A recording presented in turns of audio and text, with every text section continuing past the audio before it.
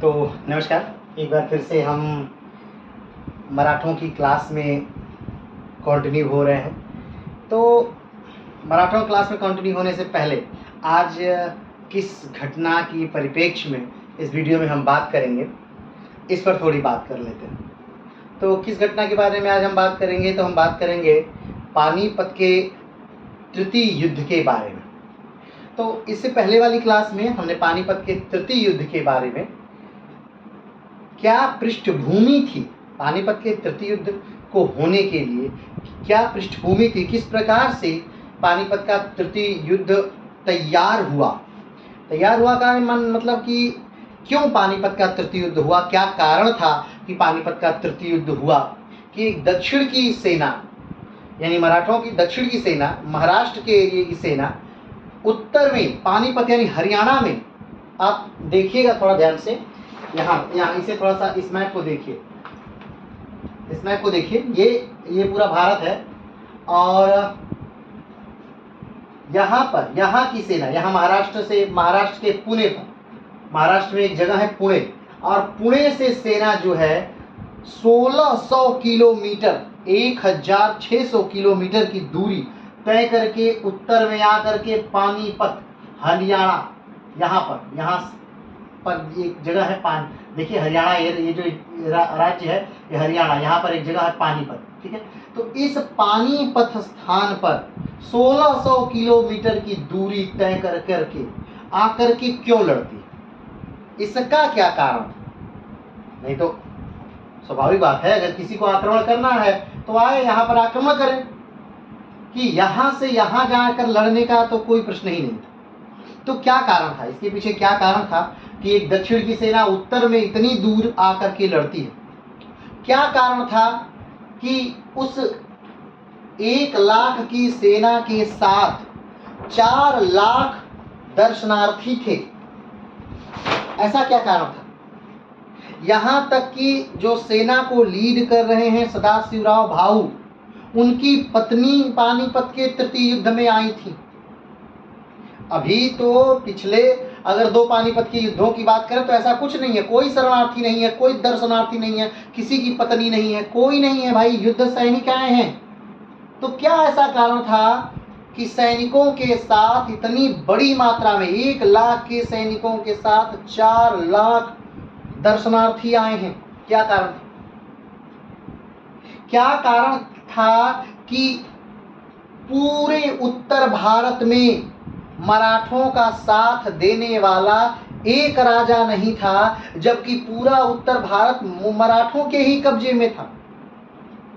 मराठों के कब्जे में होने के बाद भी जो मराठों का साथ देने वाला उत्तर भारत में कोई नहीं है, आखिर क्या कारण था? तो इन सारे मुद्दों पर, इन सारे कारणों पर हम बात करेंगे। बात इस बारे में भी करेंगे कि क्या कारण था कि सदाशिवराव भाऊ के जो सेनापति हैं वो कहते हैं कि चाहे तो युद्ध में लड़कर हमें मरने दीजिए और नहीं तो हम भूख से मर जाएंगे। क्या कारण? तो इन सारे चीजों के बारे में हम विस्तार से बात करेंगे कि आखिर क्या था, पानीपत के युद्ध में क्या हुआ, एक्चुअल क्या हुआ, क्या पृष्ठभूमि थी उस युद्ध को होने के पीछे, कि कारण क्या थे, क्या तत्कालिक कारण ही बस था या कोई पुराना कारण था, या छोटी छोटी बातें मिलकर के बड़ी बात हुई थी, क्या कारण था? इस सारी बातों पर हम विस्तार से बात करेंगे। तो चलिए शुरू करते हैं। तो पिछली क्लास में हमने पूरा विस्तार से आपको पृष्ठभूमि बता दिया था कि पानीपत युद्ध की पृष्ठभूमि क्या थी, ये पूरी पृष्ठभूमि हमने आपको बता दिया था। लेकिन आइए फिर भी एक बार इस क्लास को उस पुरानी क्लास से जोड़ते हैं और फिर जोड़ करके आगे बढ़ते हैं। तो सबसे पहले ये जान लीजिए कि अहमद शाह अब्दाली का 1761 में ये जो पानीपत के में युद्ध था, ये कोई पहला आक्रमण नहीं था। अहमद शाह अब्दाली का 1761 में ये कोई पहला आक्रमण नहीं था और ना ही पहली बार ये कोई भारत में युद्ध लड़ रहा था। अहमद शाह अब्दाली 1748 से लेकर 1967 के बीच भारत में कुल यानी 20 सालों में कुल 8 बार आक्रमण कर चुका था। अहमद शाह अब्दाली 1748 से 1768 के बीच यानी 20 साल हुए, और इन 20 सालों में अहमद शाह अब्दाली कुल कितनी बार आक्रमण कर चुका है? तो 8 बार आक्रमण कर चुका है। अगर हम बात करें कि ये जो आक्रमण है यानी पानीपत का जो आक्रमण है 1761 में अब्दाली का जो आक्रमण है, ये चौथा आक्रमण है, तो ये 5वां आक्रमण है अब्दाली का। पानीपत में जो आक्रमण है, ये युद्ध जो हुआ पानीपत का, ये चौथा आक्रमण है, तो ये 5वां आक्रमण है अहमद शाह अब्दाली का। ठीक है, तो चलिए प्रारंभ करते हैं कि सबसे पहले शुरू से क्या होता है। तो शुरू से एक कड़ी है कि 1752 में मराठा और मुगलों के बीच, अब इससे पहले की कोई स्टोरी हम इसमें इंक्लूड नहीं करेंगे, और चीज़ों को हम सिर्फ पानीपत के युद्ध को के परिप्रेक्ष्य रखकर ही समझने का प्रयास करेंगे। तो मुगलों और मराठों के बीच, मुगलों आप जानते हैं मुगल कौन है, तो जो मुगल वंश है इसका संस्थापक जो है वो बाबर है। 1526 में मुगल वंश की स्थापना होती है। लोदी वंश के आखिरी शासक इब्राहिम लोदी को हरा करके बाबर भारत में मुगल वंश की नींव डालता है, और उसी युद्ध में यानी पानीपत के प्रथम युद्ध में, ध्यान दीजिएगा ये पानीपत का तृतीय युद्ध है। 1761 में पानीपत का तृतीय युद्ध है जो अहमद शाह अब्दाली और मराठों के बीच लड़ा गया था। लेकिन पानीपत का प्रथम युद्ध जो है वो मुगलों के बीच लड़ा गया था। मुगलों और किससे?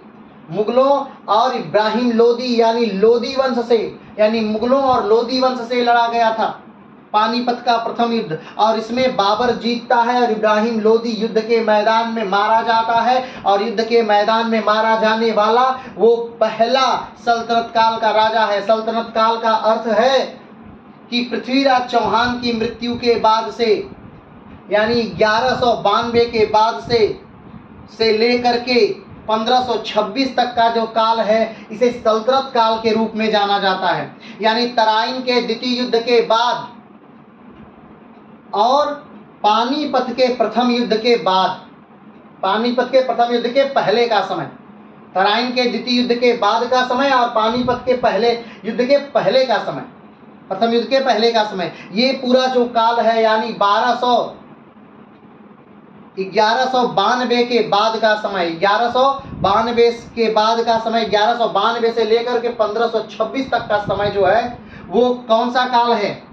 तो सल्तनत काल है। और इसके बाद भारत में, सल्तनत काल के बाद भारत में मुगल काल चलता है। तो कब से कब तक चलता है मुगल काल? तो अगर देखा जाए कि वास्तविक मुगल काल कब से कब तक चल रहा है तो 1526 से लेकर के 1707 तक मुगल काल चलता है, औरंगजेब की मृत्यु तक। बीच में मुगल काल का गैप भी देखने को आपको मिलेगा, जब 1540 में हरा दिया जाता है शेरशाह सूरी के द्वारा, तो किसको? तो हुमायूं को, कन्नौज के युद्ध में। उस समय से मुगल वंश समाप्त हो जाता है। तो 1540 से समाप्त मुगल वंश 1556 में दोबारा आकर के स्टेबल होता है, जब हुमायूं फिर से सरहिंद का युद्ध जीतता है। तो उन बातों को छोड़ दीजिए, ये प्रथम युद्ध की बात है जब बाबर लड़ता है इब्राहिम लोदी से। और द्वितीय युद्ध कब है? तो द्वितीय युद्ध है जब हेमचंद्र विक्रमादित्य लड़ता है बाबर के पुत्र यानी बाबर का पुत्र हुमायूं और हुमायूं का पुत्र अकबर, यानी बाबर के पुत्र हुमायूं अकबर से जब हेमचंद्र विक्रमादित्य लड़ता है, यानी 13 से 14 साल के बच्चे से जब हेमचंद्र विक्रमादित्य लड़ता है, वो पानीपत का दूसरा युद्ध है। और ये समय वो है जब मुगल वंश अपनी सर्वोच्चता को बिता चुका है, अपने वैभव को समाप्त कर चुका है। अहमद शाह अब्दाली भारत पर आक्रमण कर रहे हैं। इससे पहले नादिर शाह आक्रमण करके भारत को लूट चुके हैं। ये वो काल है। शासन किसका है? ठीक है, तो इस समय जो मराठा पेशवा हैं वो बालाजी बाजीराव हैं। कौन है? बालाजी बाजीराव। और देखा जाए तो इस समय मराठा राजा कौन है? तो इस समय मराठा राजा कोई नहीं है। मराठा राजा की सारी शक्तियां बालाजी बाजीराव में ही आकर के केंद्रित हो गई हैं। क्यों? क्योंकि साहू जी महाराज के पास कोई अपना उत्तराधिकारी नहीं था और ताराबाई ने घोषणा कर दी कि फला व्यक्ति मेरा नाती या मेरा पोता नहीं है। तो उसके बाद से मराठा साम्राज्य के राजा का पद समाप्त करके उसकी सारी शक्तियों को पेशवा में क्या कर दिया गया? इंक्लूड कर दिया गया, डाल दिया गया।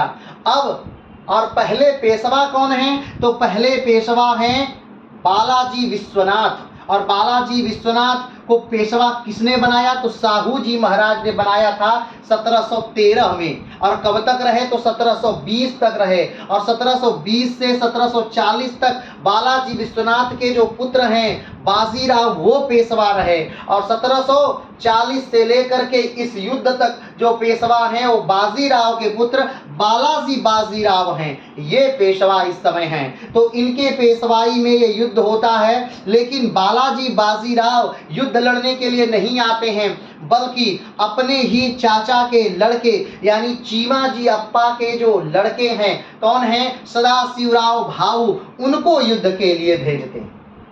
तो अभी उस बात को हम समझेंगे, लेकिन सबसे पहले यहां पर हम आ जाते हैं। तो 1748 से लेकर के 1767 के बीच अहमद शाह अब्दाली ने 20 सालों में भारत पर 8 बार आक्रमण किया।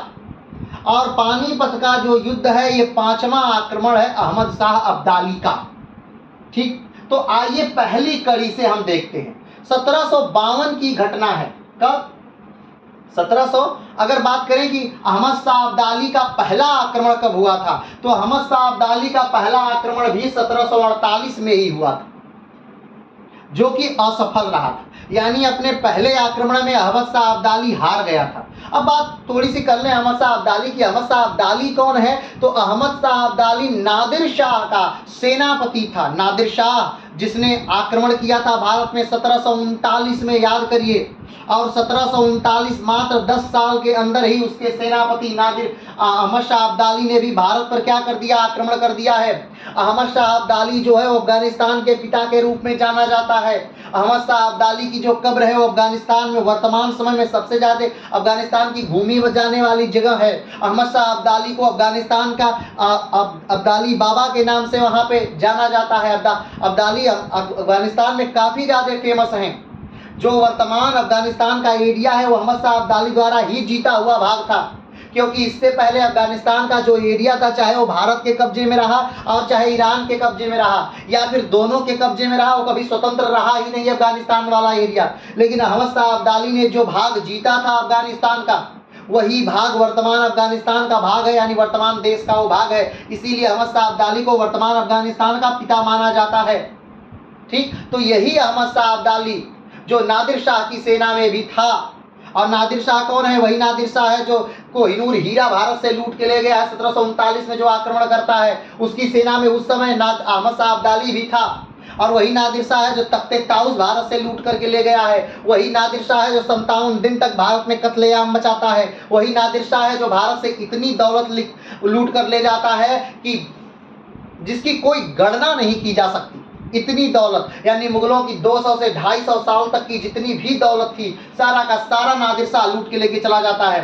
इतनी दौलत थी कि ईरान में जाने के बाद उसने अपने नादिर शाह ने अपने देश में टैक्स लेना यानी कर वसूलना बंद कर दिया था, इतनी दौलत थी। तो चलिए उन सारी बातों को छोड़ते हैं और फिर से हम लोग पानीपत के तृतीय युद्ध के पृष्ठभूमि पर आते हैं कि क्या कारण था। चलिए आगे बढ़ते हैं। तो 1752 में मुगल मराठा संधि हुई थी। मुगलों और मराठा के बीच एक संधि होती है। इस संधि के तहत मुगल और मराठा जो मराठा हैं उनको अधिकार मिल जाता है कि हम पूरे भारत से चौथ और सरदेशमुखी लेंगे, और बदले में अगर मुगलों पर कोई आक्रमण करता है तो हम मुगलों की क्या करेंगे? सुरक्षा करेंगे। तो ये संधि थी 1752 में, मुगल मराठा संधि। क्लियर है? चलिए ये बात हो गई, आगे बढ़ते हैं।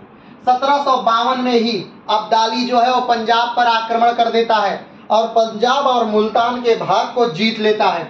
ठीक है, ध्यान रखिएगा, जो पंजाब नामक राज्य है ये पहले भारत का काफी बड़ा प्रांत हुआ करता था। आज भी पंजाब पाकिस्तान में भी पड़ता है और भारत में भी पड़ता है, इसीलिए भारत का पंजाब और पाकिस्तान का पंजाब कहा जाता है। तो यहाँ पर जो पाकिस्तान वाला पंजाब प्रांत की बात हो रही है, तो पंजाब और मुल्तान को क्या कर लेता है अहमद शाह अब्दाली 1752 में ही क्या कर लेता है, जीत लेता है। अब जब अहमद शाह अब्दाली पंजाब और मुल्तान के एरिया को क्या कर लेता है, जीत लेता है, तो अहमद शाह अब्दाली ने मोइन मुल्क को क्या बना दिया, सूबेदार बना दिया। ठीक, 1752 में अहमद शाह अब्दाली ने पंजाब और मुल्तान को जीत लिया और पंजाब और मुल्तान को जीतने के बाद अहमद शाह अब्दाली ने मोइन उल मुल्क को वहां का क्या बना दिया, सूबेदार बना दिया। ठीक है, चलिए आगे बढ़ते हैं। 1753 में मोइन उल मुल्क जो है उनकी क्या हो जाती है, मृत्यु हो जाती है। 1753 में अब्दाली ने मोइन उल मुल्क 1752 में अब्दाली ने मोइन उल मुल्क को पंजाब और मुल्तान का सूबेदार बनाया था। 1753 में उस मोइन उल मुल्क की क्या हो जाती है, मृत्यु हो जाती है और 1753 में ही मोइन उल मुल्क की जो विधवा बेगम है मुगलानी बेगम, वो सूबेदार बना दी जाती हैं, यानी वो सूबेदार बन जाती हैं पंजाब और मुल्तान की। क्लियर है, चलिए आगे बढ़ते हैं। मुगलानी बेगम अब क्या बन गई, सुल्तान बन गई। कब, 1753 में।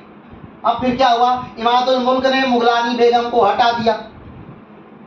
जब 1753 में मुगलानी बेगम सुल्तान बन गई, सूबेदार बन गई, कहाँ की, पंजाब और मुल्तान की।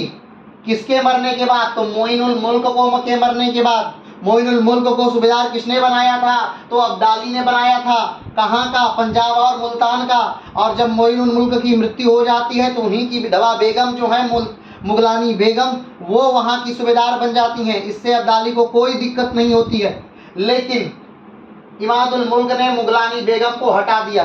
अब बात आती है कि ये इमादुल मुल्क कौन है, तो इमादुल मुल्क जो है वो आलमगीर द्वितीय के वजीर थे। आलमगीर कौन है, तो मुगल बादशाह हैं उस समय के।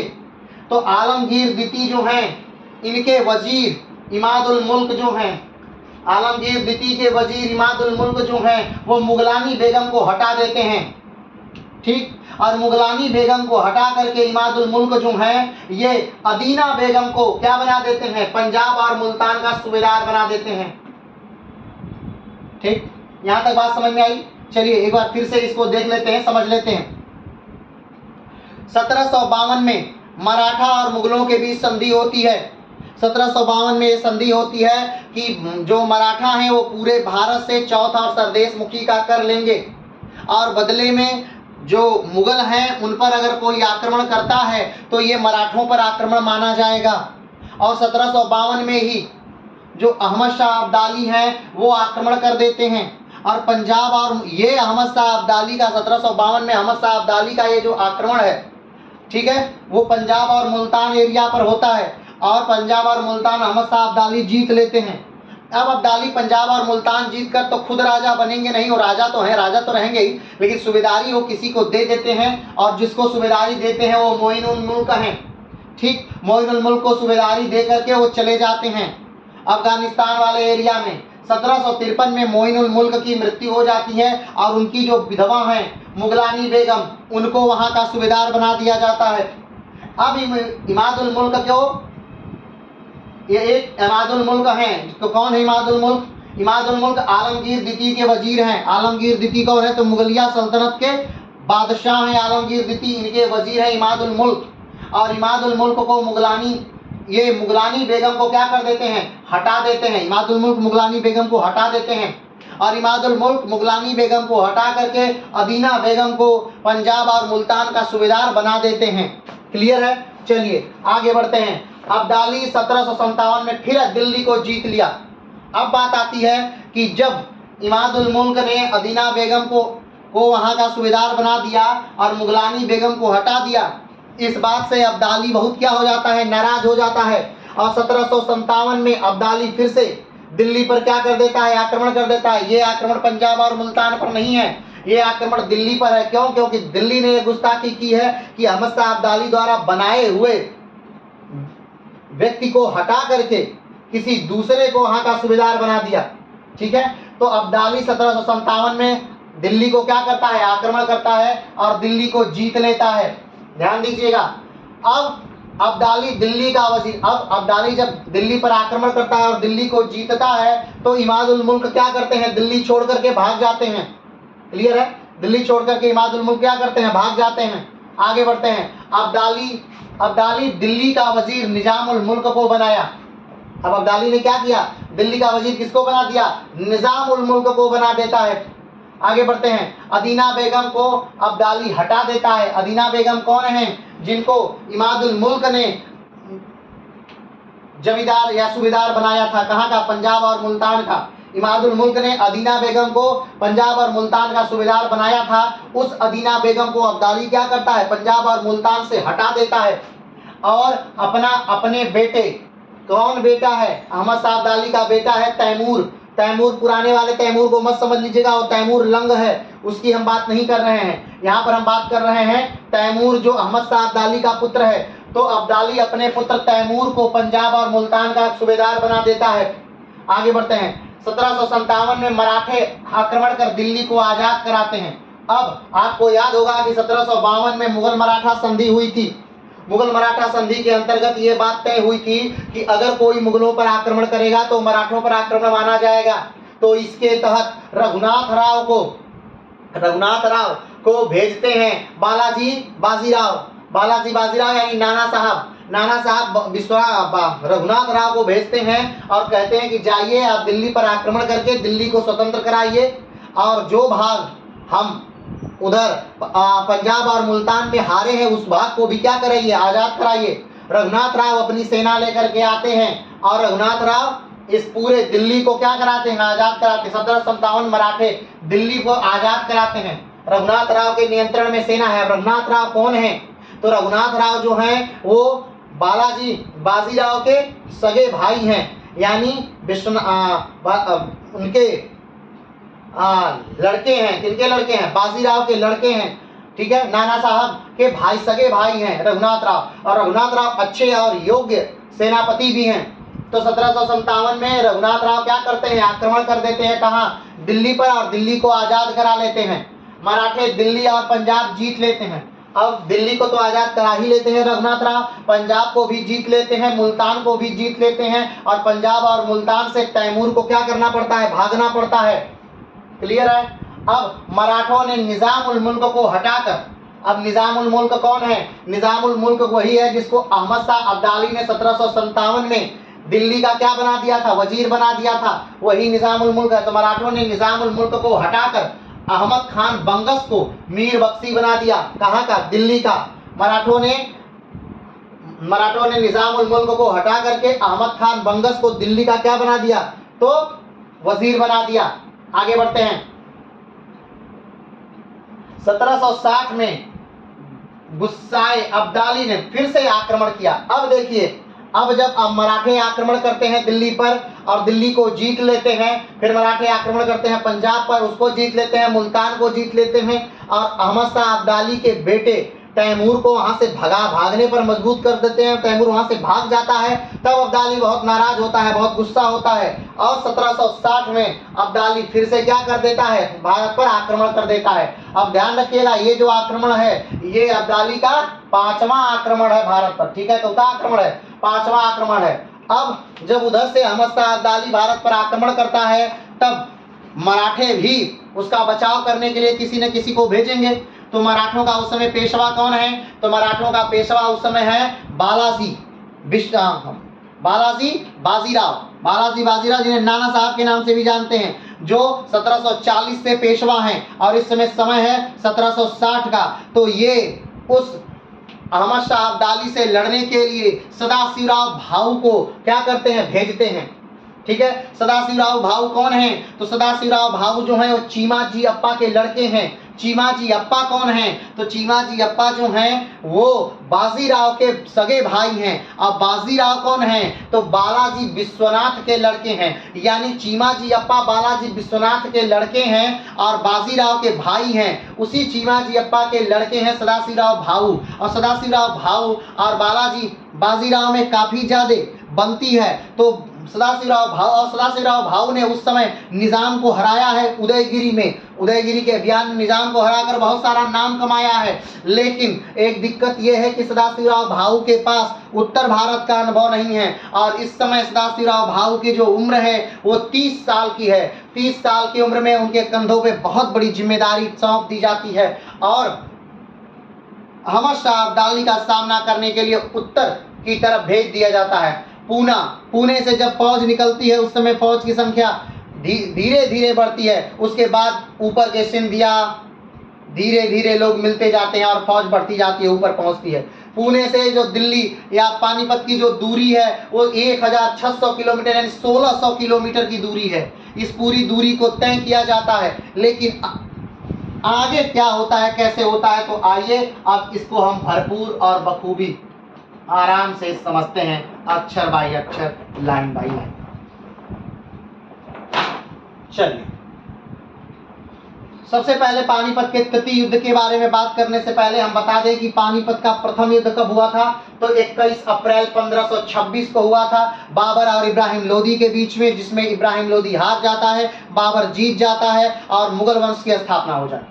पानीपत का द्वितीय युद्ध कब हुआ था, तो 5 नवंबर 1556 को हुआ था। ये अकबर और हेमू के बीच हुआ था, जिसमें हेमू हार जाता है, अकबर जीत जाता है और मुगलिया सल्तनत फिर से चलना शुरू कर देती है। और ये जो तीसरी लड़ाई है, पानीपत की तीसरी लड़ाई है, ये 14 जनवरी 1761 को हुई थी। कहाँ हुई थी, तो वही पानीपत के युद्ध में होती है। एक तरफ मराठे और दूसरी तरफ अहमद शाह अब्दाली के बीच हुई थी। इसमें मराठे हार जाते हैं और अहमद शाह अब्दाली जीत जाता है। तो चलिए शुरू करते हैं मुगलिया सल्तनत का ये अध्याय यानी पानीपत। तो पानीपत के युद्ध के समय ये कौन सा समय है, इस समय चल रहा है। अगर इस समय अंग्रेजी पृष्ठभूमि देखी जाए, यानी अंग्रेज क्या इस समय भारत में आ चुके हैं, तो हाँ, इस समय अंग्रेज भारत में आ चुके हैं। इस समय प्लासी का युद्ध हो चुका है। प्लासी का युद्ध यानी बंगाल से और रॉबर्ट क्लाइव से जो युद्ध होना था वो युद्ध हो चुका है। इसमें अंग्रेज जीत चुके हैं और बंगाल अंग्रेजों के कब्जे में आ चुका है। ठीक है, ये 1761 का समय है, यानी अंग्रेजों का बंगाल पर कब्जा है। लेकिन अभी पूरे हिंदुस्तान पर वो सोच भी नहीं सकते हैं। क्यों? क्योंकि इस समय पूरे हिंदुस्तान की सबसे बड़ी अगर शक्तिशाली कोई सेना है, कोई फौज है, तो मराठों की है। अगर 1761 के समय का अगर हम मराठों का भारत देखें तो इसको देख करके हम समझ सकते हैं। ये आप देख रहे हैं, ये भारत का मैप है। पहले थोड़ा सा भारत को समझ लीजिए, उसके बाद हम मैप के बारे में जिक्र करते हैं। ठीक है, भारत का सबसे बड़ा जो राज्य है वो राजस्थान है। भारत का सबसे छोटा जो राज्य है वो गोवा है। जनसंख्या की दृष्टि से अगर देखा जाए तो सबसे बड़ा राज्य उत्तर प्रदेश है। सबसे छोटा राज्य जनसंख्या की दृष्टि से वो सिक्किम है। अगर बात करें तो भारत में कितने तटवर्ती राज्य हैं, तो भारत में कुल 9 तटवर्ती राज्य हैं। तटवर्ती राज्य का अर्थ होता है जहां पर समुद्र की सीमा लगती है। ठीक है, 9 तटवर्ती राज्य हैं। इन तटवर्ती राज्य कौन कौन से हैं, तो गुजरात है, दूसरा महाराष्ट्र है, तीसरा गोवा है, कर्नाटक है, केरल है, तमिलनाडु है, आंध्र प्रदेश है, उड़ीसा है, पश्चिम बंगाल है। ये 9 राज्य ऐसे हैं जो भारत के तटवर्ती राज्य हैं। हर जो तट हैं, अलग अलग जो तट हैं, अलग अलग तटों का जो है अलग अलग नाम है। क्या नाम है, तो ये जो गुजरात का तट है ये भारत का सबसे लंबा तटवर्ती राज्य। गुजरात भारत का सबसे लंबा तटवर्ती राज्य है। गोवा भारत का सबसे छोटा तटवर्ती राज्य है। आंध्र प्रदेश दक्षिण भारत का सबसे लंबा तटवर्ती राज्य है। गोवा दक्षिण भारत का सबसे छोटा तटवर्ती राज्य है। अगर हम बात करें कि गुजरात के तट का क्या नाम है, तो ये जो कच्छ वाला एरिया है उसका नाम है कच्छ प्रायद्वीप तट। ठीक है, जो काठियावाड़ वाला ये वाला एरिया काठियावाड़ वाला इलाका कहलाता है, ये वाला कच्छ वाला इलाका कहलाता है। तो ये जो इलाका है ये काठियावाड़ इलाका है, इसलिए इसे काठियावाड़ प्रायद्वीपी तट कहते हैं।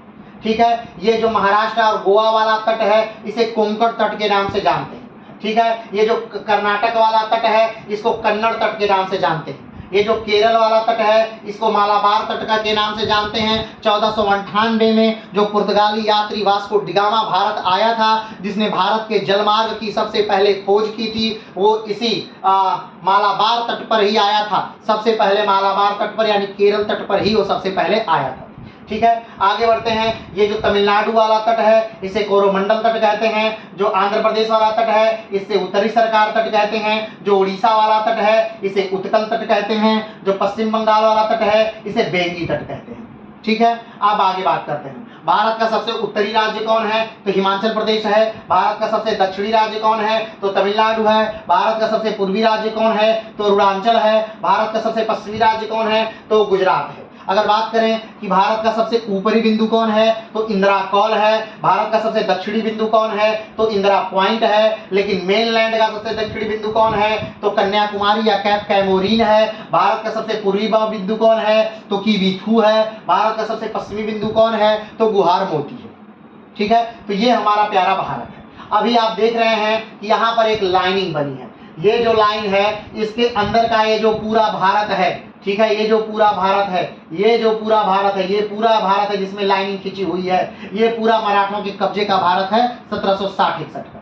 ठीक है, कौन कौन सा भाग आजाद है उसे देख लीजिए। ये बंगाल वाला भाग आजाद है, ये अवध वाला भाग आजाद है, ये हैदराबाद वाला भाग आजाद है, और यहाँ पर दक्षिण में ये वाला, यहाँ से लेकर के थोड़ा सा, बस ये वाला भाग थोड़ा सा जो है ये आजाद है। बाकी पूरे भारत पर जो है, यानी पश्चिमी तट से लेकर के पूर्वी तट तक का जो पूरा भारत है ये किसके कब्जे में है? तो मराठों के कब्जे में है। और इस समय अगर देखा जाए यानी 1761 में, तो ये बंगाल किसके कब्जे में हो गया है? तो ये बंगाल अंग्रेजों के कब्जे में हो गया है। लेकिन हाँ, अगर 1761 वाला युद्ध ना हुआ रहता और मराठों की इतनी क्षति न हुई रहती, तो ये वाला जो भाग है इसको भी कहीं ना कहीं मराठे क्या कर लेते? जीत लेते, और कभी भी भारत पर अंग्रेजों का की गुलामी कभी नहीं होती। ये हो ही नहीं सकता था अगर 1761 वाला युद्ध ना हुआ होता। इतिहासकारों में से एक इतिहासकार कहते हैं कि 1761 के पानीपत के तृतीय युद्ध ने ये नहीं बताया कि भारत पर कौन शासन करेगा। क्यों? क्योंकि मराठे हार गए तो मराठे दक्षिण में महाराष्ट्र में चले आए, अहमद शाह अब्दाली वापस ही लौट गया, तो ये पूरा भूभाग जो था ये पूरा भूभाग खाली हो गया। इस पूरे गैप को कौन भरेगा? तो इस पूरे गैप को भरने के लिए अंग्रेज आ गए। और याद करिए वो समय था 1764 का, जब बक्सर का युद्ध हुआ था, और बक्सर के युद्ध के बाद दिल्ली पर लगभग किसका कब्जा हो गया? तो अंग्रेजों का कब्जा हो गया। वो अलग बात है कि 10 साल के अथाह मेहनत से मराठों ने फिर से अपने थोड़ा से वर्चस्व को पाया, लेकिन फिर वो स्थिति को कभी काबू नहीं कर पाए, वो फिर से अपनी स्थिति बरकरार नहीं रख पाए, और कहीं नहीं कहीं रघुनाथ राव की वजह से प्रथम आंग्ल मराठा युद्ध होता है, और उसके 20 साल बाद फिर द्वितीय आंग्ल मराठा युद्ध, तृतीय आंग्ल मराठा युद्ध, और धीरे धीरे पूरी तरह से मराठा नेस्तनाबूद हो जाते हैं। तो चलिए अभी इन बातों को हम यही रहने देते हैं। मराठों का अस्तित्व तो आपने देख लिया, कितना बड़ा मराठा साम्राज्य है। तो आइए अभी बात करते हैं हम लोग पानीपत के तृतीय युद्ध के बारे में। चलिए, पश्चिमी उत्तर प्रदेश का इलाका बरेली, देहरादून, ये सभी रोहिलखंड कहलाता है। ठीक, रोहिलखंड जो देहरादून वाला इलाका है या पश्चिमी उत्तर प्रदेश को आप देखें। चलिए फिर से देख लीजिए मैप को। यहाँ पर ये जो इलाका है, यहाँ पर एक राज्य है, इस राज्य को ध्यान से देखिएगा।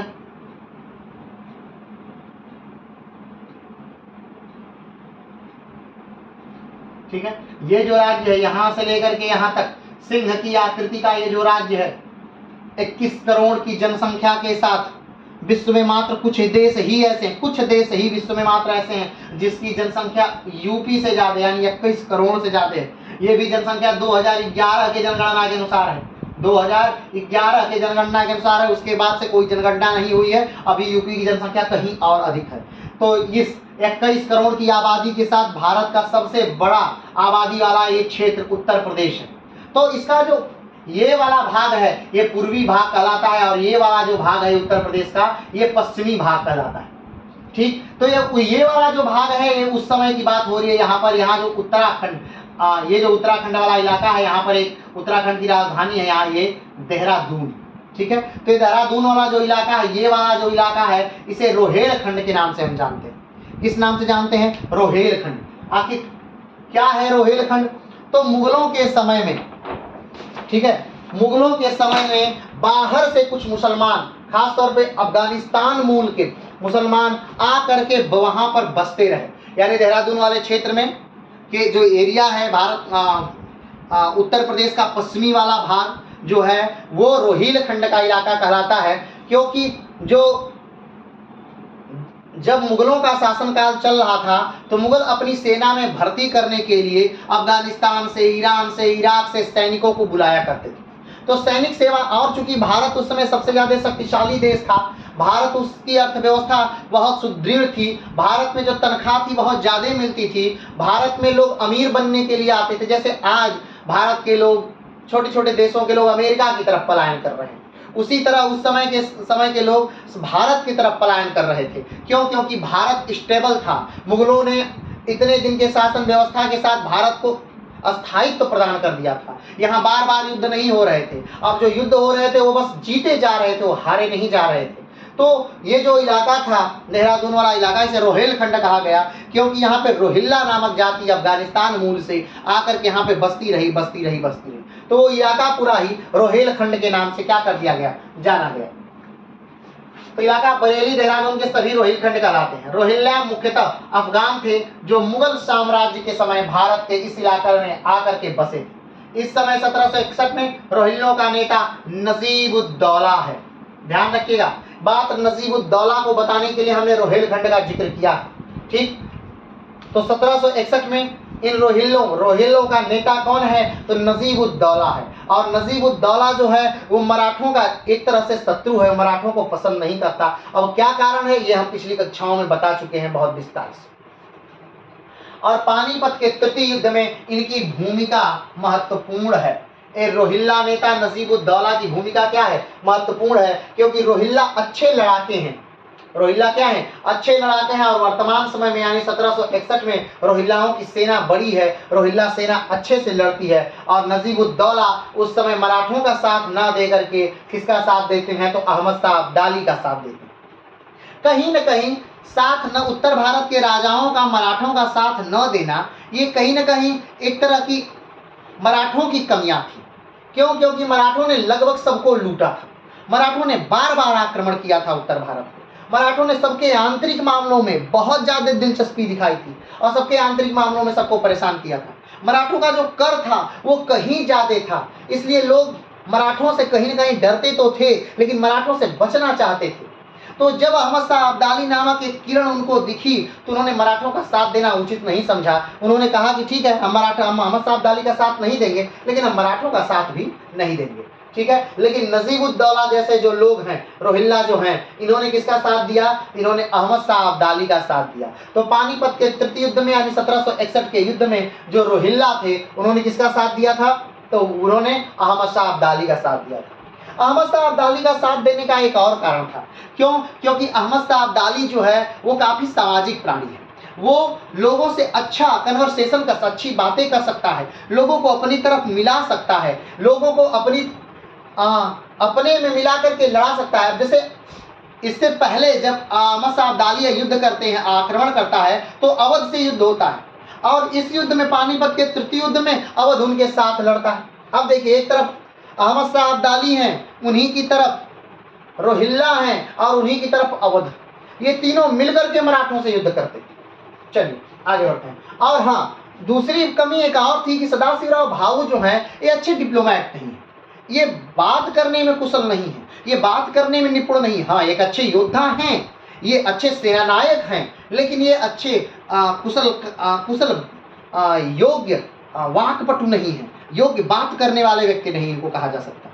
हाँ, लेकिन रघुनाथ राव की अगर बात करें तो रघुनाथ राव एक योग्य व्यक्ति है, वो एक योग्य बात करने वाले व्यक्ति हैं। जब वो आक्रमण करते हैं, इससे पहले जब आक्रमण किए रघुनाथ राव, तो सारा भूभाग रघुनाथ राव जीत लिए। और रघुनाथ राव को उत्तर भारत में लड़ने का अनुभव भी ज्यादा है और सदाशिवराव भाऊ को उत्तर भारत में लड़ने का अनुभव एकदम है ही नहीं, अनुभव ही नहीं।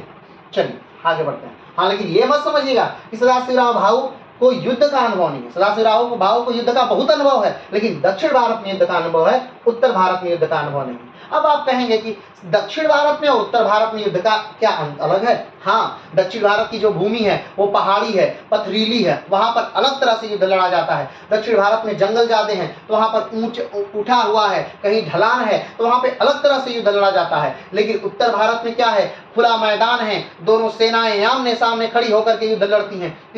यहाँ युद्ध का तरीका अलग है। लेकिन दक्षिण भारत में दो सेनाएं, उतना बड़ा मैदान नहीं है कि दो सेनाएं खड़े होकर के आमने सामने युद्ध लड़े, तो ऐसा उत्तर भारत दक्षिण भारत में नहीं होता। तो उत्तर भारत के युद्ध के तरीके में और दक्षिण भारत के युद्ध के तरीके में अंतर है। और सदाशिवराव भाऊ को दक्षिण भारत में युद्ध का अनुभव है, उत्तर भारत में युद्ध का अनुभव नहीं।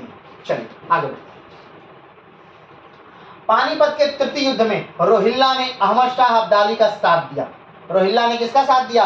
अहमद शाह अब्दाली का। और रोहिल्ला नेता कौन था? नजीबुद्दौला। रोहिल्ला नेता कौन है? नजीबुद्दौला।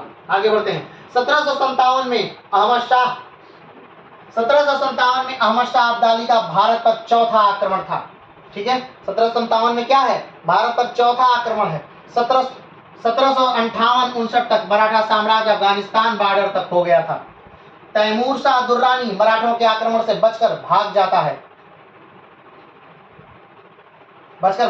दिसंबर 1759 में। तैमूर, हमने बताया था, जब मराठे भारत पर आक्रमण करते हैं, मराठे भारत पर नहीं, जब मराठे दिल्ली को बचाने के लिए आक्रमण करते हैं, जब अहमद शाह अब्दाली आता है और अपने बेटे तैमूर को पंजाब और मुल्तान का सूबेदार बना करके चला जाता है, तब मराठे आते हैं रघुनाथ राव के नेतृत्व में, और वो इतना तेज आक्रमण होता है कि तैमूर क्या करता है? भाग जाता है, अपना अभियान चलाया। आगे बढ़ते हैं। अब्दाली ने अपना 5वां आक्रमण खैबर पास से किया। 5वां आक्रमण यानी अब्दाली का 5वां आक्रमण यानी 1761 का आक्रमण, यानी पानीपत का तृतीय युद्ध। ये जो आक्रमण है ये खैबर पास से यानी खैबर दर्रे से होता है। खैबर दर्रा मैप में देखिएगा, भारत के मैप में आप खैबर दर्रा देखिएगा, प्राकृतिक मैप में, क्योंकि मेरे पास प्राकृतिक मैप अभी है नहीं तो हम आपको दिखाते हैं। ठीक है, चलिए आगे बढ़ते हैं। जब अब्दाली के पंजाब आने की खबर पहुंचती है, तब बालाजी बाजीराव को चचेरे भाई सदाशिवराव को मराठा सेना का नेतृत्व देते हैं। ठीक है, जब अब्दाली क्या करता है? अब्दाली आक्रमण की घोषणा कर दिया 1760 में। जब अब्दाली को पता चला कि मराठों ने मेरे पुत्र तैमूर को पंजाब और मालवा मुल्तान से भगा दिया, निकाल दिया आक्रमण करके, तब अब्दाली बहुत गुस्सा हो जाता है। 1760 में अब्दाली फिर से आक्रमण कर देता है। अब जब 1760 में उधर से आक्रमण होता है तो इधर से मराठों की तरफ से नाना साहब भी सदाशिवराव भाऊ को एक जिम्मेदारी देते हैं। ठीक है, अब सदाशिवराव भाऊ काफी जोशीले हैं, 30 साल के युवक हैं, लेकिन उत्तर भारत की उनको समझ नहीं। आगे बढ़ते हैं। इस युद्ध में बालाजी बाजीराव ने अपने 20 साल के बेटे विश्वासराव को सेनापति बनाकर भेज दिया। अब बात करते हैं बालाजी बाजीराव जो हैं, बालाजी बाजीराव जिन्हें नाना साहब के नाम से जानते हैं, इनका सबसे बड़ा जो बेटा है उसका नाम क्या है? विश्वासराव। उसका नाम क्या है? विश्वासराव। तो बालाजी बाजीराव जो हैं वो विश्वासराव को भेजना नहीं चाहते। ठीक, वो चाहते हैं कि सदाशिवराव भाऊ जाएं, नेतृत्व करें और जीतें और आए। लेकिन जो बालाजी बाजीराव की जो पत्नी है वो चाहती हैं कि ये इतना बड़ा युद्ध है और अगर इसे सदाशिवराव भाऊ जीत जाते हैं तो ये सगे चाचा के ही तो लड़के हैं, तो ऐसा न हो कि कहीं उत्तराधिकार का युद्ध, नाना साहब के मरने के बाद कोई उत्तराधिकार का युद्ध चले, लोग विश्वासराव को कहें कि ये तो बालक है, ये कोई युद्ध नहीं लड़ा है, इसे कोई युद्ध का अनुभव नहीं है, इसे किस हिसाब से पेशवा बना देंगे। तो बालाजी की जो नाना साहब की पत्नी है वो चाहती है कि मेरा पुत्र जो है विश्वासराव, इसको भी युद्ध का अनुभव हो, ये युद्ध में जाए, युद्ध को जीते और इसका नाम हो, इसकी ख्याति हो, तो उसके बाद पेशवा बनना काफी आसान हो जाता है। इसलिए इस कारणवश इन्हें भेजा गया, इन्हें युद्ध में इन्हें सेनापति बनाकर भेजा गया। लेकिन फिर भी बालाजी बाजीराव तैयार नहीं है, वो उनका मन कहीं ना कहीं रोक रहा है उनको कि नहीं, बच्चे को भेजना सही नहीं है। लेकिन एक और कारण है कि उन्हें लोग भेज देते हैं। कारण ये कि मराठा जो ताकत है वो बहुत दिन हो चुका है हारे हुए, मराठा जल्दी हार ही नहीं रहे हैं। मराठा दक्षिण भारत के लगातार निजाम से युद्ध जीत रहे हैं। मराठा, अब आपको याद होगा कि हमने पिछली क्लासों में पढ़ाया कि बाजीराव कुछ सैनिकों, मात्र 500 सैनिकों के साथ दिल्ली पर आक्रमण कर देते हैं, दिल्ली जीत लेते हैं और दिल्ली से जीत कर जब वापस आ रहे हैं तो भोपाल में फिर से उन्हें घेर लिया जाता है। भोपाल में जो लड़ते हैं भोपाल को जीत लेते हैं, मालवा पूरा इनके कब्जे में आ जाता है। कभी कोई युद्ध बाजीराव अपने समय में हारते ही नहीं है। भारत के सबसे महान सेनापतियों में से एक सेनापति है बाजीराव। तो बाजीराव ने उस चीज को कहां तक पहुंचा दिया है, अब पूरा मराठा साम्राज्य जानता है कि हाँ अब हारना कठिन है, अब हारेंगे नहीं जल्दी। और ये जो डर निकल गया है यही कहीं ना कहीं 1761 के युद्ध में घातक सिद्ध होता है। ठीक, अब बालाजी बाजीराव जो हैं वो कहते हैं कि नहीं, विश्वासराव नहीं जाएगा, लेकिन उनकी पत्नी कहती है नहीं जाएगा। अब वो आते हैं सदाशिवराव भाऊ के पास, बाजीराव, और कहते हैं कि ऐसी ऐसी बात है सदाशिव, क्या किया जाए। तो सदाशिव कहते हैं ठीक है, आप विश्वास राव को सेनापति बनाइए और उसे भेजिए, और उसकी सुरक्षा की जिम्मेदारी जो है वो मैं लेता। जब सदाशिवराव भाऊ उसकी सुरक्षा की जिम्मेदारी ले लिए, तब बाजीराव जो है वो कहते हैं ठीक है, विश्वास राव को भेज दीजिए। ध्यान रखिएगा, विश्वास राव जो है वो नाना साहब यानी कि बालाजी बाजीराव का सबसे बड़ा पुत्र है, यानी कि राजा बनने का वही उत्तराधिकारी है। अब राजा जब बनेंगे, यानी कि अगर नाना साहब की मृत्यु होती है तो राजा कौन बनेगा, पेशवा कौन बनेगा, तो विश्वास राव। चलिए आगे बढ़ते हैं। अब बात करते हैं कि सदाशिवराव भाऊ कौन है। तो सदाशिवराव भाऊ चीमाजी अप्पा के पुत्र थे। चीमाजी अप्पा बाजीराव के भाई हैं और बालाजी बाजीराव के पुत्र थे। चलिए थोड़ा सा समझ लेते हैं। 1713 का समय है जब बालाजी विश्वनाथ पहले अपने खानदान के पहले पेशवा बनते हैं। साहू जी महाराज द्वारा उन्हें पेशवा बनाया जाता है। बालाजी विश्वनाथ की मृत्यु हो जाती है कब, तो 1720 में मृत्यु हो जाती है। 1720 से लेकर के 1740 तक बालाजी विश्वनाथ के पुत्र बाजीराव शासन चलाते हैं, पेशवा रहते हैं, पूरे भारत पर आधिपत्य जमाते हैं। और 1740 में बाजीराव मर जाते हैं। 1740 में बाजीराव का पुत्र नाना साहब गद्दी पर बैठता है और 61 तक वही है। तो कहेंगे सदाशिवराव भाऊ इसमें कहां से आ गए। सदाशिवराव भाऊ जो हैं वो बालाजी विश्वनाथ जो पहले पेशवा हैं उनके लड़के हैं चीमाजी अप्पा, और चीमाजी अप्पा के यानी बाजीराव के भाई के चीमाजी अप्पा के पुत्र हैं सदाशिवराव भाऊ। क्लियर है। चलिए, तो सदाशिवराव भाऊ चीमाजी अप्पा के पुत्र हैं। चीमाजी अप्पा बाजीराव के भाई और बालाजी बाजीराव के पुत्र थे। मराठों की तरफ से विश्वास राव, सदाशिवराव भाऊ, ये कौन लोग हैं कि मराठों की तरफ से युद्ध करने वाले ये लोग हैं। कौन कौन है मराठों की तरफ से? विश्वास राव, सदाशिवराव भाऊ, जसवंत राव, तुकोजी सिंधिया, जंकोजी सिंधिया और मस्तानी का पुत्र शमशेर बहादुर लड़ते हैं। ध्यान रखिएगा, इसमें से एक भी ऐसे लोग नहीं है जो जीवित बचेंगे। ये सारे के सारे उच्च कोटि के लड़ाका हैं, चाहे वो विश्वास राव हो, सदाशिवराव भाऊ हो, जसवंत राव हो, तुकोजी सिंधिया हो, जंकोजी सिंधिया हो या शमशेर बहादुर मस्तानी का पुत्र। मस्तानी कौन है याद करिए, कौन है मस्तानी? मूवी भी आई है बाजीराव मस्तानी, ठीक है। मस्तानी जो है वो बाजीराव की पत्नी है, प्रेमिका थी, और उनके पुत्र हैं शमशेर बहादुर। वो भी 1761 के युद्ध में लड़ते हुए क्या किए जाते हैं, मारे जाते हैं। कमेंट बॉक्स में बताइएगा। एक नाम हमने बताया था जो 1761 में मराठों की तरफ से लड़ा था व्यक्ति, लेकिन वो भाग गया था मैदान जंग से, उसका नाम कमेंट बॉक्स में लिखिएगा। आगे बढ़ते हैं। यदुनाथ सरकार कहते हैं कि महाराष्ट्र का कोई ऐसा घर नहीं था जिसमें कोई मरा ना हो। यदुनाथ सरकार कौन है? यदुनाथ सरकार इतिहासकार हैं। तो इतिहासकार यदुनाथ सरकार कहते हैं कि महाराष्ट्र का ऐसा कोई घर नहीं था जिसमें पानीपत के युद्ध के बाद कोई मरा ना हो। ठीक, आखिर में आप सोचेंगे कि 1 लाख की सेना गई थी, तो क्या सारे लोग मर गए थे? क्या ऐसा कहा जा रहा है कि सारे लोग? तो अब बात को समझिए, अभी तक के सारे जो युद्ध लड़े जा रहे थे वो दक्षिण भारत में लगभग लड़े जा रहे थे। ठीक, अब एक अच्छा उदारवादी व्यक्ति उत्तर की तरफ लड़ने के लिए जा रहा है, तो पूरे मराठा साम्राज्य में खबर फैल गई कि उत्तर की तरफ मराठा सेना जा रही है, उत्तर की तरफ मराठा सेना जा रही है। और हमने बताया था कि पहले के समय में जो यात्रा करना, ट्रैवल करना होता था वो सबसे कठिन कार्य था। आज बहुत आसान है यात्रा करना, एक देश से दूसरे देश में फ्लाइट से, जहाज से, शिप से, कैसे भी जा सकते हैं, बड़ा आसान है।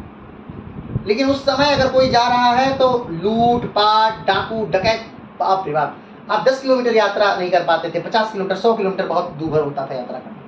तो जब इतनी 1600 किलोमीटर की यात्रा है तो लोगों की लगा कि अरे 1600 किलोमीटर की यात्रा जा रही है उत्तर भारत की तरफ, तो चलिए लगे हाथ हम लोग बद्रीनाथ, केदारनाथ, गंगोत्री, यमुनोत्री, हेमकुंड साहब सारा दर्शन कर लेंगे उत्तर भारत का, और उधर काशी विश्वनाथ का दर्शन कर लेंगे उत्तर भारत में, और भी जितने हिंदू तीर्थ स्थल हैं उनका भी दर्शन हम उत्तर भारत में कर लेंगे। तो कहीं ना कहीं 1 आदमी निकला, 2 आदमी निकला, 3 आदमी निकला, और सैनिकों के साथ होता चला गया, होता चला गया, होता चला गया। और धीरे धीरे जब ये दिल्ली पहुंचते हैं, 1600 किलोमीटर की यात्रा जब ये करके पहुंचते हैं ऊपर दिल्ली की तरफ, तब पता चलता है कि 1 लाख की सेना के साथ 4 लाख लोग दर्शन करने आ गए हैं। अब सोचिए, आप समझिए कि 10 लोगों का खाना बनाना कितना कठिन कार्य होता है। और यहां पर एक दिन आदमी के घर अगर कोई बड़ा प्रोजन होता है तो बहुत कठिन हो जाता है। अब एक एक दिन में 5-5 लाख लोगों का भोजन बन रहा है। अब उतना राशन भी तो रहना चाहिए, उतनी रसद भी तो रहनी चाहिए। और धीरे धीरे उत्तर भारत के लोगों ने रसद देने से इनकार कर दिया। और एक समय तो ऐसा आया कि जब हम यमुना को पार करके उस तरफ गए तो अहमद शाह अब्दाली की सेना ने हमारे रसद वाले रास्तों को ही जाम कर दिया। यानी कहने का मतलब ये कि हम अगर उत्तर की तरफ जा रहे हैं तो यहाँ पर इसको काट दिया गया रसद सामग्री। हम उत्तर की तरफ फंस गए। हम उत्तर में जाएंगे कहाँ? हम उत्तर में जा नहीं सकते थे, दक्षिण हम आ नहीं सकते थे, युद्ध अनिवार्य था। हमारे दक्षिण में सेना थी अहमद शाह अब्दाली की, हमारे उत्तर में पाकिस्तान है। हम उत्तर जाके कहाँ जाएंगे, कहाँ जाके करेंगे? हमें तो दक्षिण आना था, लेकिन दक्षिण में सेना, हमें लड़के ही आना है। पहले तो 2 महीने तक दोनों सेनाएं बैठी रहीं, एक दूसरे का इंतजार करती रहीं। अहमद शाह अब्दाली जानता था कि जितना लेट करोगे मराठे उतने कमजोर होते जाएंगे। क्यों? क्योंकि हमने इनकी रसद व्यवस्था काट दी है, हमने इनका राशन पानी रोक दिया है। तो 2 महीने तक जब इंतजार किया गया तो मराठा सैनिक सदाशिवराव भाऊ के पास पहुंचे और कहे कि चाहे तो हम लड़ के इस युद्ध में मर जाएं, अपने आप को वीर गति प्राप्त करा दें, हम शहीद कहलाएं, और नहीं तो भूख से तड़प के हम लोग मर जाएंगे, क्योंकि हमारे पास खाने के लिए अब कुछ नहीं। तो इस हिसाब की दिक्कत अब आप पहुंची थी, इस हिसाब की दिक्कत हो गई थी। यानी रसद सामग्री नहीं पहुंच रही थी और मराठा सेना भूख से बिलख रही थी, भूख से तड़प रही थी। चलिए आगे आते हैं। तो यदुराम सरकार कहते हैं कि महाराष्ट्र का कोई ऐसा घर नहीं था जिसमें कोई मरा ना हो। अब सोचिए 5 लाख, उस समय की आबादी कम थी, 1 अरब 21 करोड़ नहीं थी। आप पीछे जाइए तो ये 1934, 31 या 32 के समय भारत की आबादी जो थी वो 34 करोड़ की थी। 1931-32 में भारत की आबादी 34 करोड़ थी। तब सोच लीजिए उस समय कितनी रही होगी, उस समय कितनी कम आबादी थी। और उस आबादी में से 5 लाख लोग आ गए थे। और वहां पर जब हारे तो उस दिन तो मारा ही गया लोगों को अहमद शाह अब्दाली की सेना द्वारा। उसके बाद अगले दिन जाकर के पानीपत के घरों में घुस कर लोगों को, मराठियों को निकाल कर लोग कत्लेआम कर रहे थे। बात समझ रहे हैं? अगर बात करें कि पानीपत में ही युद्ध क्यों होता था, पानीपत में ही ये सेनाएं क्यों लड़ती थी, तो उसका भी कारण था कि पानीपत का जो एरिया था वहां पे अच्छा मार्केट था। किस चीज का? लोहे का, हथियार का, लोहे का अच्छा कार्य होता था। घोड़े के नाल अच्छे लगाए जाते थे, घोड़ों पे सवारी वाली व्यवस्था अच्छी की जाती थी। वहां का मार्केट बढ़िया था, वही वाला मार्केट ही था वो। इसीलिए वहीं पे लड़ाइयाँ होती थी, क्योंकि वहाँ मार्केट अच्छा था तो चीजें वहाँ उपलब्ध हो जाती थी। मान लीजिए हमारा कोई सामान टूट गया, हमारा तलवार टूट गया, धनुष टूट गया, तो हम कहाँ से बनवाएंगे? फिर हम घर आएंगे लेने के लिए? नहीं, तो उस मार्केट से जाकर लिया जा सकता था। तो सारी व्यवस्था वहां थी, इसलिए ज्यादातर जो युद्ध होते थे पानीपत के युद्ध मैदान में होते थे। चलिए आगे बढ़ते हैं। पानीपत तृतीय में से रघुनाथ राव ने जाने से मना कर दिया था। पानीपत के तृतीय युद्ध में रघुनाथ राव ने आंतरिक राजनीति के चलते, उन्हें कहीं न कहीं राजगद्दी चाहिए थी।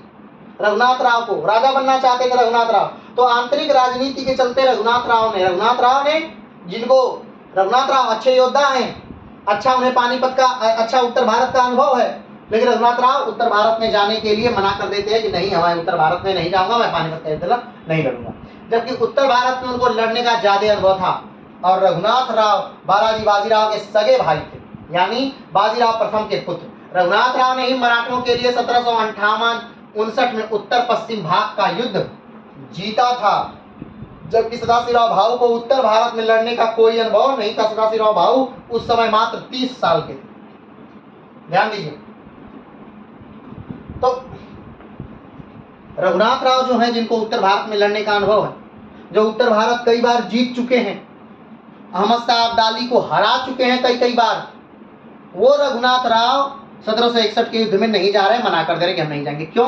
क्योंकि आंतरिक राजनीति के चलते नहीं जा रहे। अब उनका सदाशिवराव भाऊ का कोई रहा होगा 36 का आंकड़ा, अब उसमें कहीं ना कहीं कहा यह भी जाता है कि सदाशिवराव भाऊ उस समय एक तरह से वित्त व्यवस्था संभाल रहे थे। सदाशिवराव भाऊ युद्ध लड़के आए थे जब दक्षिण का, तो लोगों को लगा कि भाई इनका कद बहुत तेजी से बढ़ रहा है, तो सदाशिवराव भाऊ के कद को घटाने के लिए उनको वित्त विभाग में डाल दिया गया कि यहाँ पैसे की बहुत लेन देन हेरा फेरी हो रहा है, वित्त विभाग संभालिए। अब जब तैयारी हो रही है 1761 की युद्ध की, तब रघुनाथ राव से कहा गया कि अब जाइए युद्ध लड़िए। रघुनाथ राव ने कहा कि मुझे इतना पैसा, इतना धन, इतना सोना, इतना चांदी, इतनी सेना चाहिए। और सदाशिवराव बोले कि इतना नहीं है, अभी इतना कम है, क्योंकि वित्त विभाग में थे, वही बोले तो उन्हें वही बोलना था। तो उन्होंने कहा कि इतना नहीं है तो मैं नहीं जाऊंगा। तो कहा कि क्यों, इससे कम में तो हो ही सकता है, चले जाइए, कम लेके चलेगा कि ठीक है। रघुनाथ राव ने कहा ठीक है, अगर कम में हो जाए तो आप ही जाइए, आप ही युद्ध कर लेके आ जाइए। तो उस बात पे गर्म जोश सदाशिवराव भाऊ ने कहा कि ठीक है, आप रहने दीजिए, मैं ही जाकर युद्ध करके, ऐसा माना जाता है। अब कितनी कौन सी बात सत्य है, आगे बढ़ते। रघुनाथ राव बातचीत करने में ज्यादा निपुण थे, जबकि सदाशिवराव भाऊ के पास यह हुनर नहीं था। हमने पहले ही बताया रघुनाथ राव जो है वो क्या है, बातचीत करने में निपुण है, लेकिन सदाशिवराव भाऊ के पास बातचीत करने का हुनर नहीं। सदाशिवराव भाऊ से कहीं न कहीं आते हैं मिलने के लिए, नाम उनका सूरजमल जाट, तो बात ही नहीं कर पाते हैं। वैसी बात होती है कि सूरजमल जाट उनका साथ ही नहीं देते, क्या बात होती है उसे छोड़। मराठा सेना पुणे से निकलती है और इसे बड़ौदा, गायकवाड़, होलकर, सिंधिया आगे जुड़ते जाते हैं और यह दिल्ली पहुंचती है। कौन सी सेना, मराठा सेना। मराठा सेना 1 लाख की आर्मी के साथ 1600 किलोमीटर की यात्रा करते हैं। मराठा आर्मी के साथ 4 लाख लोग दर्शनार्थी जुड़ जाते हैं। दिल्ली पहुंची उस समय उनके साथ कुल 5 लाख लोग थे। कहा जाता है कि किसी को यह नहीं लगता था कि मराठा आर्मी कभी हारेगी। हमने पहले ही बताया था आपसे कि लोगों को लगता ही नहीं था कि मराठा कभी हार भी सकते हैं, क्योंकि बहुत दिनों से लगातार मराठा जीतते चले जा रहे थे। हार उनके डिक्शनरी में था ही नहीं। अब मराठा हार ही नहीं रहते तो लोगों को लगा कि मराठा कभी हार ही नहीं सकते। अब जब ऐसी धारणा हो गई थी, वही धारणा कहीं ना कहीं गलत हो गई थी और यही धारणा मराठों के हार का कारण है। इतना ज्यादा लोगों का भार, इतना ज्यादा खाना व्यवस्था, रसद सामग्री, उसमें रसद कट जाना, 2 महीने की स्थिरता, 2 महीने लगातार भूख से बिलखना, बिलबिलाना और अंततः भूख से मरने की बजाय लड़कर मरने की इच्छा प्रकट करना, ये सब हार का ही द्योतक था। आगे बढ़ते हैं। इसलिए सारे लोग उत्तर भारत की यात्रा के लिए इस आर्मी के साथ जुड़ गए। खुद सदाशिवराव भाऊ की पत्नी साथ आई थी। अब सोचिए, जो आर्मी जनरल है, वैसे पूर्णतः वो जनरल नहीं है, पूर्णतः जो जनरल है वो कमांडर है विश्वासराव, लेकिन फिर भी नेतृत्व करता सदाशिवराव भाऊ है। सदाशिवराव भाऊ की पत्नी आई है। अब सोचिए, युद्ध के मैदान में जब उन्हें लड़ना नहीं है तो बस दर्शन करने के लिए वो आई है। आगे बढ़ते हैं। मराठों की आर्मी दिल्ली आती है और दिल्ली को अफगानों के हाथों से आजाद करवाती है। हमने बताया था कि दिल्ली पर किसका कब्जा हो गया था, अफगानों का कब्जा हो गया था, तो दिल्ली को क्या कर लेती है मराठा आर्मी, आजाद करा देती है। आगे बढ़ते हैं। अब्दाली के आर्मी, अब्दाली, रोहिल्ला। अब अब्दाली के साथ कौन कौन सा, अहमद शाह अब्दाली के साथ कौन कौन लोग जुड़े हैं, इस बात को थोड़ा सा देखिएगा, ध्यान दीजिएगा। सबसे पहले तो अहमद शाह अब्दाली खुद है, उसके बाद रोहिल्ला है, नजीबुद्दौला के नेतृत्व में रोहिल्ला है, और उसके बाद अवध के नवाब अवध है, शुजाउद्दौला के नेतृत्व में अवध है, यानी अवध शुजाउद्दौला के नेतृत्व में, रोहिल्ला नजीबुद्दौला के नेतृत्व में, और अफगान यानी अहमद शाह अब्दाली के नेतृत्व में। तो ये 3 सेनाएं, 3 फौजें, बड़ी बड़ी फौजें मिलकर के मराठों का सामना करने के लिए एकत्रित हुई।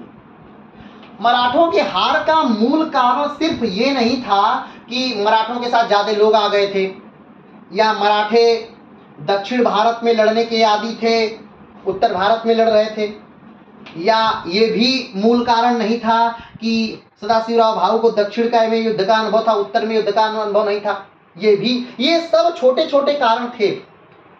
लेकिन अगर देखा जाए कि बड़ा कारण क्या था, कि क्या ऐसा कारण था, तो बड़ा कारण था उत्तर भारत में मराठों का सहयोग ना दे पाना। और दूसरी बात यह कि मराठे अभी कहीं न कहीं बहुत पीछे थे।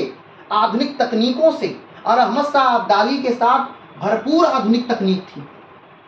आपने डेट देखा होगा कि ये पानीपत का तृतीय युद्ध कब हो रहा है, 14 जनवरी को हो रहा है। 14 जनवरी यानी घनघोर ठंड उत्तर भारत में, और कभी भी मराठा सैनिक ने इस ठंड को फील नहीं किया था। ठंड कभी महाराष्ट्र में उस हिसाब की पड़ती ही नहीं। तो महाराष्ट्र में जब उस हिसाब की ठंड नहीं पड़ती है तो उत्तर भारत में उस ठंड में लड़ना उन्हें बहुत ज्यादा कष्टकारी था। ये भी एक कारण था, यानी छोटे से छोटा कारण था, और सारे कारण मराठों के विरोध में ही थे। मराठों के पक्ष में कोई कारण नहीं था। उत्तर भारत के राज्यों का सहयोग न देना कारण था। ठीक, युद्ध का ठंड में होना, ठंड के समय युद्ध हो रहा था जबकि वो दक्षिण भारत के लोग थे, उन्हें ठंड का अनुभव नहीं था। युद्ध का ठंड में होना वो भी एक मेजर कारण था। सदाशिवराव भाऊ को उत्तर भारत में युद्ध का अनुभव नहीं था, यह भी एक मेजर कारण था। रसद सामग्री खत्म हो गई थी, यह भी एक कारण था। राजपूतों ने साथ नहीं दिया, यह भी एक कारण था। अहमद शाह अब्दाली का साथ अवध और रोहिल्लों ने दिया, यह भी एक कारण था। तो बहुत सारे कारण जुड़ते चले गए, और सारे के सारे जो कारण थे वो विपक्ष के ही कारण, यानी मराठों को हराने वाले कारण ही साबित हुए। आगे बढ़ते हैं। अहमद शाह अब्दाली एक बेहतरीन राजनीतिक व्यक्ति था। नजीबुद्दौला ने शुजाउद्दौला को अब्दाली के साथ मिलाने में मुख्य भूमिका निभाई। नजीबुद्दौला ने शुजाउद्दौला को मिला लिया। नजीबुद्दौला कौन है? नजीबुद्दौला आर्मी में है, किसके? मुगल सेना में, लेकिन वो जाकर के अहमद शाह अब्दाली से मिल चुका है। ठीक है, पूरा उत्तर भारत में मराठों से परेशान था। अब एक और कारण कि जो पूरा उत्तर भारत का एरिया है, चाहे वो जाट हो, चाहे वो रोहिल्ले हो, चाहे वो राजपूत हो, चाहे वो मुगल हो, चाहे वो अवध हो, सब के सब मराठों से परेशान है। कारण, मराठे बहुत आक्रमण करते हैं, मराठे बहुत ज़्यादा टैक्स लेते हैं, मराठे उनके आंतरिक मामलों में हस्तक्षेप करते हैं। तो बहुत सारे मराठे उनका सम्मान, उतना सम्मान नहीं देते हैं, क्योंकि जो पेशवा है वो अपने आप को ब्राह्मण कहते हैं, वो ब्राह्मण हैं और वो उनको बहुत हीन दृष्टि से देखते हैं। तो बहुत सारे कारण हैं, तो इसलिए भी लोगों ने मराठों का साथ नहीं दिया, और जब साथ नहीं दिया तो ये भी हार का एक कारण था। आगे बढ़ते हैं। पानीपत तृतीय युद्ध में जाट और राजपूतों ने मराठों का साथ नहीं दिया। अब्दाली आर्मी ने यमुना पार किया और दिल्ली के मध्य जाने वाले रसद को रोक लिया। मराठा उत्तर भारत की तरफ नहीं जा सकते थे और दक्षिण में अब्दाली की सेना थी। 2 महीने की घेराबंदी के बाद मराठा सेनापति सदाशिवराव भाऊ से उनके सेनापति कहते हैं कि चाहे तो हमें लड़ने दीजिए और चाहे तो हम भूख से मर जाएं। तो अभी थोड़ा सा इस बात को समझिए, क्या हुआ था यहां पर। अब मान लीजिए ये यमुना है, ठीक है, तो सदाशिवराव भाऊ की जो सेना है यमुना पार करके यहां आ गई है। ठीक, और ये जो अहमद शाह अब्दाली हैं, इनकी सेना ने इनके रसद को यानी खाने के सामान को रोक दिया। अब जब इनके खाने का सामान रुक गया है तब 2 महीने तक दोनों घेराबंदी होती है। 2 महीने तक घेराबंदी है, यहाँ पर एक शिविर लग गया, यहाँ पर एक शिविर लग गया, और 2 महीने तक चलता है। 2 महीना बाद जो है वो सदाशिवराव भाऊ के सैनिक कहते हैं कि हमें क्या करने दीजिए, आक्रमण करने की छूट दीजिए, हमें आक्रमण करने दीजिए, नहीं तो हम मर जाएंगे, हम भूख से मर जाएंगे। और सदाशिवराव भाऊ को आक्रमण करने की इजाज़त देनी पड़ती है, और सदाशिवराव भाऊ आक्रमण करने की इजाज़त दे देते हैं। जब शुरू में आक्रमण होता है, बहुत तेजी से आक्रमण होता है, बहुत तेजी से आक्रमण होता है, एकदम अहमद शाह अब्दाली की सेना डर जाती है, क्योंकि उसे पता ही नहीं था कि आज आक्रमण हो जाएगा। लेकिन फिर धीरे धीरे धीरे धीरे उसके हथियारों के द्वारा कहीं न कहीं मराठों पर नेतृत्व पा लिया जाता है, और वही एक छोटी सी घटना कहीं न कहीं युद्ध को बदलती है। एक और कारक जो होता है, जो मुख्य समय का हार का कारक जिसे दोष देने के लिए जोड़ा जाता है, वो ये था कि विश्वासराव अपने हाथी पे नहीं थे। अब विश्वासराव को ढूंढने के लिए सदाशिवराव भाऊ अपने हाथी से उतर गए और विश्वासराव को ढूंढने लगे, और जब सदाशिवराव भाऊ का हाथी खाली रहा तो मराठा सैनिकों को लगा कि सदाशिवराव भाऊ मर गए या पकड़ लिए गए, और ये मुख्य कारण था मराठा सैनिक भाग गए। तो चलिए इस युद्ध को अभी कंटिन्यू रखना है, अभी युद्ध जारी रहेगा। तो आज के लिए इतना ही, कल फिर मिलेंगे इसी क्लास में और फिर पानीपत के तृतीय युद्ध को अभी जारी रखेंगे। तो आज के लिए इतना ही, नमस्कार।